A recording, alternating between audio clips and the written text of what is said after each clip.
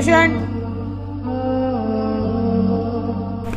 अस्सलाम वालेकुम डॉक्टर साहब. वालेकुम सलाम. माझ्या भावाचं काही होईल? चेहरा खूप खराब झाले हो. प्लास्टिक सर्जरी करायला लागेल. Plastic surgery? तरी पण किती खर्च होईल? खर्च तरी अंदाजे 8-10 लाख रुपये खर्च होईल.